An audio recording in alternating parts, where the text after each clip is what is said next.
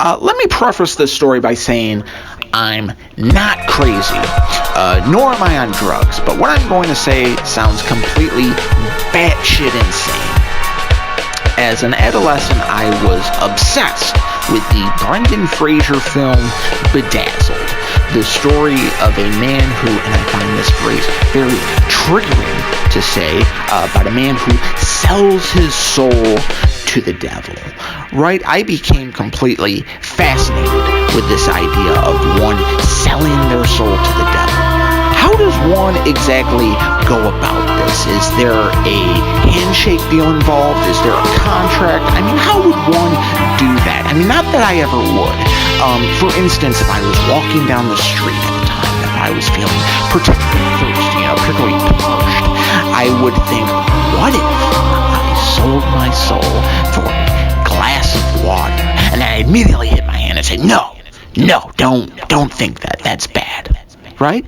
And then one instance, I was on a boat, and I remember thinking, I'd love to hear the song You Ain't Seen Nothing Yet by Bachman Turner Overdrive. And I remember thinking, what if somebody sold their soul to hear You Ain't Seen Nothing Yet by Bachman Turner Overdrive? Then, motherfucker, like less than 5 minutes later, guess what song comes on the radio? Yeah. Bachman Turner Overdrive's You Ain't Seen Nothing Yet. I've never been this terrified before in my life. I was horrified. I went home and I just cried for hours, and then I prayed for hours, and then I did that another couple days, and then another couple weeks, and I started developing these like really insane rituals where, I'd maybe like flicking light switches, or I'd be like rubbing doorknobs, or I'd be like, tapping things, maybe you just see a doorknob and you just rub it like real nice, and it'll leave like all this anxiety about, the fate of your soul. And then I started doing this other really insane thing where I'd sit in bed at night. I'd sit in bed at night with my radio and my headphones on when everyone was asleep, and I'd just like slowly scan the dial. I'd just like flick it back and forth real nice. And then after 5 seconds, I'd land on a random radio station. And if it was playing a song I liked, well, then I was good. My soul was safe. If I landed on a song I did not like, then that means that my soul was eternally fucked. Right? And I went through this thing for a year and a half, just obsessed with this idea of the fate of my soul, and that the devil was inside my mind, trying to control my thoughts, trying to take my soul. And I thought I could talk to God through the radio just by slowly scanning the dial.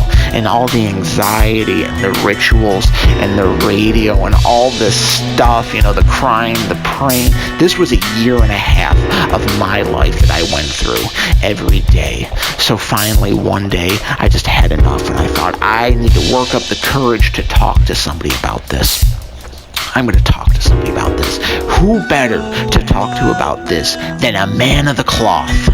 I thought maybe he'd give me like an exorcism or something. I don't know. But anyways, I went to Mass, and I sat through Mass, and I listened to everything he said, and I prayed. And then after Mass, I went up to him, and I said, hey, Father, let's say that the devil is, inside your mind, and he's trying to control your thoughts to steal your soul. How do you combat that? And he looks at me and he goes, what? And I go, like let's say the devil is after you and he's controlling your thoughts and he's trying to steal your soul. How do you, how do you nip that in the bud, to say?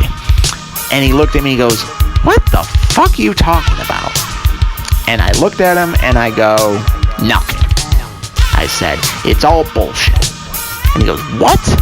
I go, it's all bullshit. It's in my fucking head. And he goes, what are you talking about? And I just walked away, repeating to myself, it's all bullshit. It's all in my fucking head. It's all bullshit. It's all in my fucking head.